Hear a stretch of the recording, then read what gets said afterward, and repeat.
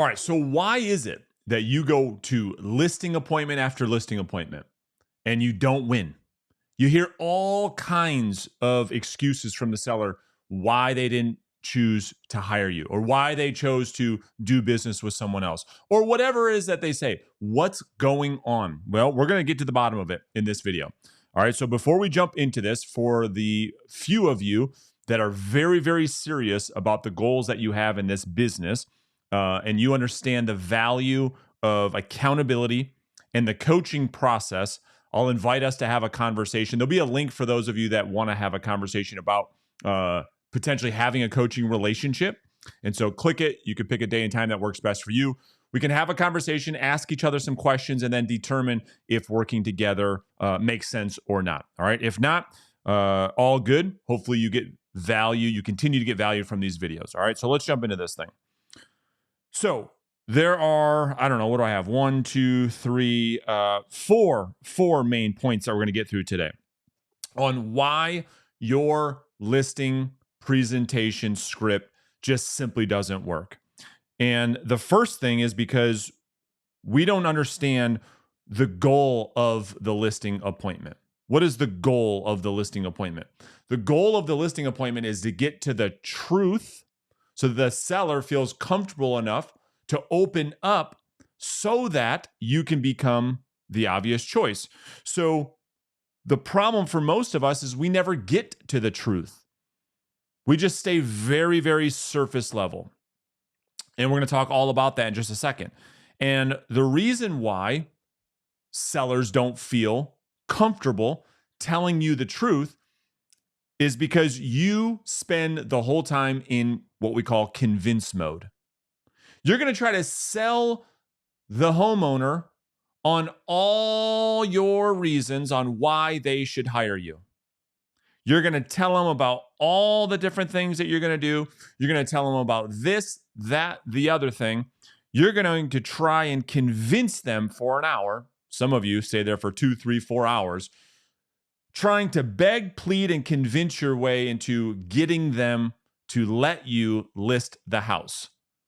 Well, that's a huge mistake. What we have to do instead of that, instead of trying to convince the seller on all the reasons on why they should hire you, we should handle the conversation such that we allow the prospect to discover for themselves that they should hire you. You see, people don't do business with you for your reasons. They decide to do business with people for their own reasons. You can't convince anybody of anything. They have to make the decision on their own. And so this is a massive issue in the business of real estate sales because, and some of you aren't going to like this, but it's because your broker and all of these famous trainers have taught you, hey, go say this and go say that and tell them this and tell them that. Here are all the value that you bring to the table. Go tell them a laundry list of things so that they can be convinced that you're the right agent for the job. And we know people, you can't convince anybody to do anything. People do things for their own reasons, not your reasons. And so that's the first thing we're going to look at. And what happens is we then try to explain our reasons intellectually, which brings me into the next point, which is that people don't make decisions intellectually, do they? How do people actually make decisions? Now, all of you are going to say, well, yeah, Brandon, people make decisions based on emotion and they justify them intellectually. And I would say, you're right. People make decisions based on emotion and then they justify them with logic later. So why is it then, if you already know that, and you're sitting here watching this video or you're listening to on podcast, you know the answer, but yet you behave and you communicate a completely different way? That you go into a listing appointment, you show up, you throw up, and then you hope to get the listing. Well, what do I mean by throw up? Let me give you an example that maybe every single one of you will relate with. When I hear a recording of a listing presentation, and I have a lot of agents that I coach that email me a copy of those, and I get the opportunity to have a front row seat into listening what agents say at a listing appointment, sit back, not get the business, listen to that recording, and it's pretty obvious why they didn't win. They can barely stand to listen to themselves, let alone a prospect sit there for an hour and a half and listen to that. And so if you can't even hear yourself talk for 10, 20, 30 minutes, imagine how the prospect feels. So what I mean by throw up is this. This is by far and away the listing presentation that is being taught to agents, which is the reason why they can't win business. They go to a listing appointment, they sit down with the seller, and they get right into convince mode. They bring out their nice little cute packet that they got from the broker, and they say, okay, we've been in business since 1984. Here's our mission statement. We were founded by Billy Bob and Jody. We've got the number one agent count in the market. We sell more homes like this than anybody else. Our average per agent productivity is 4.6. We do this, we do that. We have more listings than anybody in the market. Blah, blah, blah, blah. That's the vomit that we spew on a seller for an hour and a half as the seller sits there and says, oh, cool. Yeah, great. Yeah. They just sit there like that the whole time. And it doesn't get the seller to a point of emotion where they can actually make a decision to hire you because it's all what you believe. These are all your reasons. Remember, we said people don't do business based on your reasons. They do things based on their reasons. When you sit there and you just rattle off this stuff in this booklet of your presentation and you start just rattling off bullet after bullet, I've seen it. They're all over the internet. They're plastered all over the internet. Listing presentation from this company and that company, and it's just a bunch of bullets, and the agent just sits there and rattles off the bullet like the seller can't read. It's going to be story time. Let me give you a different example. Could you imagine for a second, you go see a doctor and you walk into his or her office and the first thing out of their mouth is, all right, now before we begin the exam today, let me bring your attention to this diploma. You see, I graduated in the top 10 of my class, and I have been mentioned in these 16 publications. I'm one of the most sought after doctors for this practice. I've got a 5-star rating on Amazon. I've got this publication. I've got this commercial. I do more of these than anybody else. What would you think? Why is this doctor trying to sell me so hard? Like, you start to think, okay, this is, no doctors do that, do they? They get right. They don't need to justify themselves to you the way that you do to home sellers, because it's that justification that creates the red flag in the mind of the prospect to think, wow, does this person have something to, why are they spending all this time trying to sell? Interesting. I don't know how I feel about this. A doctor would never do that, would they? They have never done that, ever. They don't need to justify themselves to you. And so the problem with that is this. When you go into an appointment and you start to rattle off all these things that you think the seller is going to care about and all the reasons why you think the seller should hire you, who is that all about? Say it. It's all about you. I'm the number one agent. No one sells more homes than us. We have the biggest market share. We have the most success. Wait a minute. Who do people actually care about? Who do people like to talk about? Themselves. And so when you go into a listing appointment and you make the whole thing about you, how do you think that lands with the seller? How do you think that lands with someone who you want to have hire you when you just sit there and vomit all the things all your accolades and all these things that you think are impressive? So that's number one. Number two, in that type of presentation, who's doing all the talking? It's the agent. That's the Telmo. We say telling isn't selling. There's no questions. They just sit there and talk at the seller for an hour and a half. And the seller just sits back with their popcorn and their beverage and watch you on stage dance like a monkey for an hour and a half because you won't shut up. You just sit there and talk and talk and talk and talk, where we need to replace presentation with conversation. In fact, it's the seller that should be doing the vast majority of the talking. Because remember the goal. The goal is to have the seller discover on their own that they should hire you. Well, how do we do that?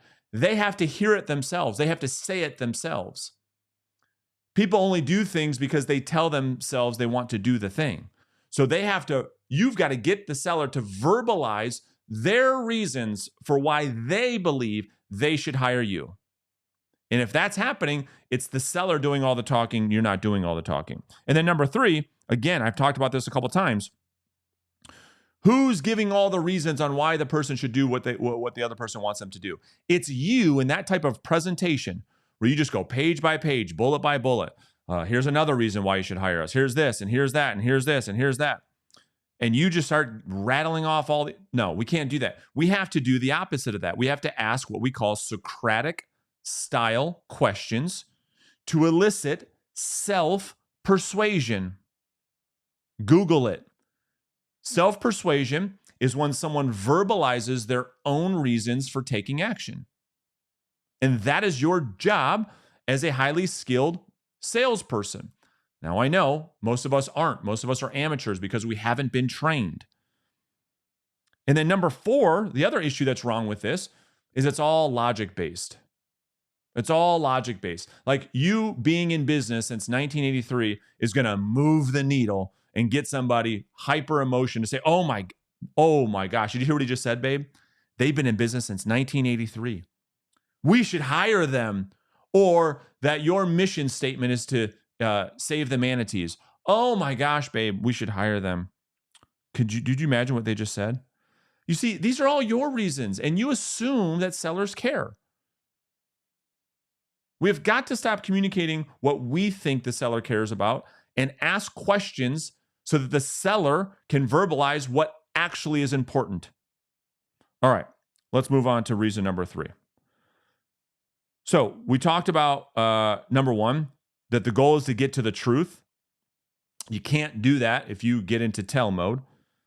Number 2, we talked about that people make decisions based on emotion and then justify them with logic.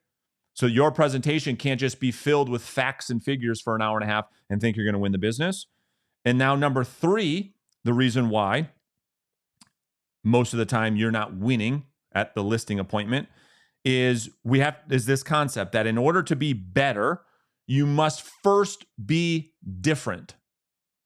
You can't be the same and better at the same time.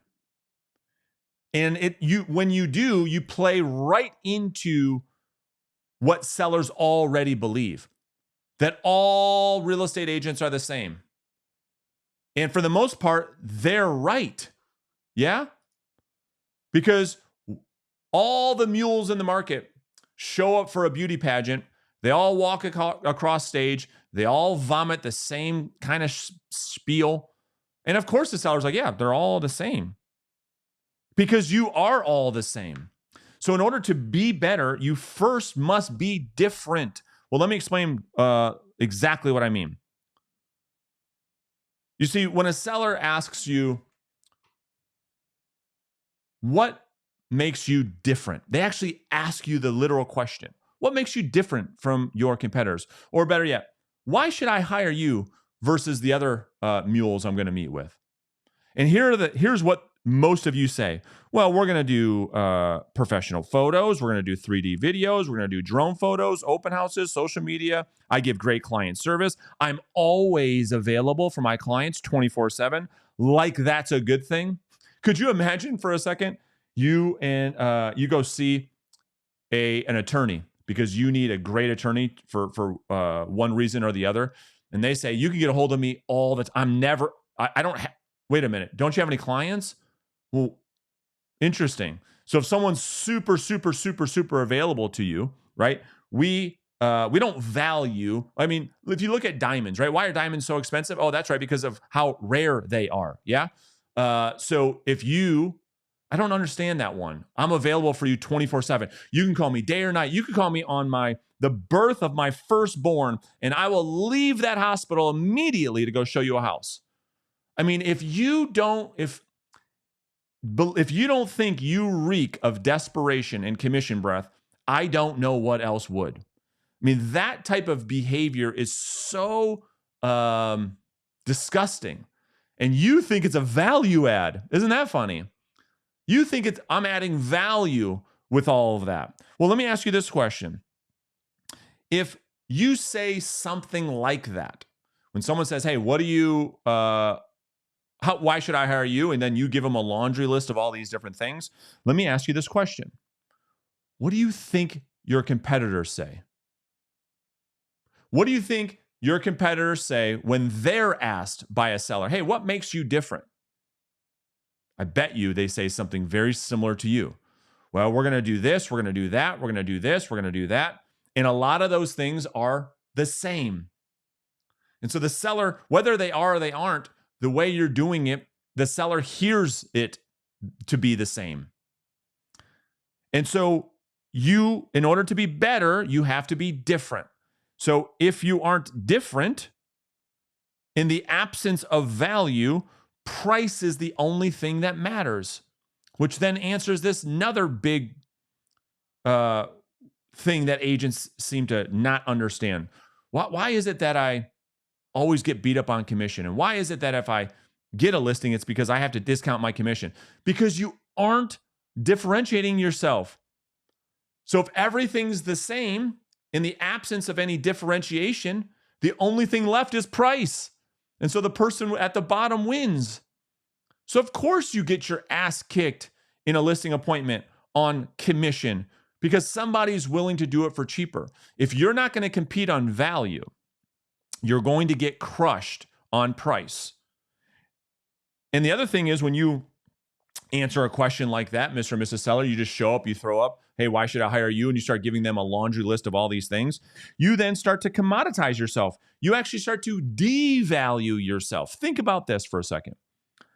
You're sitting there because you and your broker and whoever else said, yeah, go tell them all these different things, and they're going to think this is really, really good. We're going to put you on the front page of this magazine. We're going to do this 3D tour. We're going to do staging. Yeah, we're going to do staging. Really exciting stuff. You think it's so valuable. The seller sits back and says, okay, Mr. Mule, what is it that you're going to do differently than the other agents that we're meeting with? And you say, we're going to do this. The seller's sitting there and saying, okay, all right, photos, all right, drone photos, 3D video, open house. Okay. And how much are you going to charge me? Well, we're going to charge you 6%. Okay. Wow. They're doing this in their head. 6% on 400,000. Man, that stuff doesn't seem like it's going to cost 24,000. And then they end up saying to you, okay, yeah, sounds great. Well, listen, we'll get back to you. They go and interview all the other mules. And this is what they say. Hey, I met with mule 1 and mule 2, and they're going to do, then they get your laundry list of things that you think are so valuable, and they go shop it against the competition. All right, so I met with all these mules. Here's what they're going to do. They're going to charge me 6%. What can you do it for? Oh, they're going to charge you 6% for all that stuff? We'll do it for 5. And then that beauty pageant starts. Oh, they're going to charge you 5. We do it for 4. And it's a race to the bottom. Because all that the seller is doing, because you did it to them, there's no bad prospects. There's only bad salespeople. You did this to yourself. You went in there and you thought all these little laundry list of things were so good. And then the seller just says, okay, well, I'll just use that and go ask the other people what they do. And they all of you communicate the same way. And it's just a race to the bottom. You just become a commodity. There's no actual value. You haven't demonstrated that you're any different. You haven't demonstrated to the seller that you do anything that they can't do themselves. All right, number 4. The last problem with your listing presentation, this is a huge issue, and it's just the way you've been taught. You all, and sellers know it, you all go through this process I just outlined for the last 20 minutes. You go there, you show up, you throw up, you give them all these reasons on why they should hire you.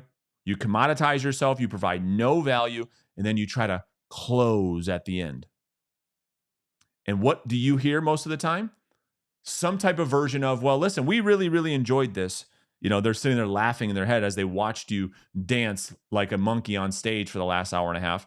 Just talk and talk and talk and talk. And they're just arms crossed. Yep. Oh, cool. Yep. Yep. Oh, that's impressive. And the whole time you have happy ears thinking, oh, this is going really good. They like me. And at the end of it, they say things like, listen, we've really, really enjoyed this, right?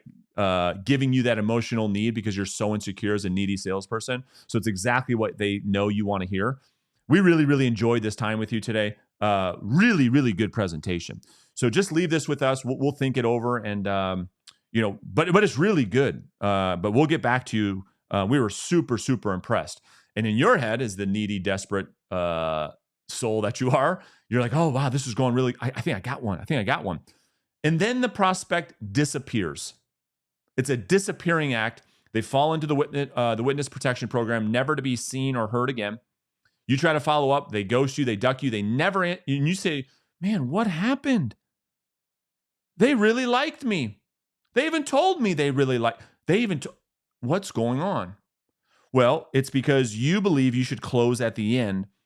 I teach agents to close at the beginning.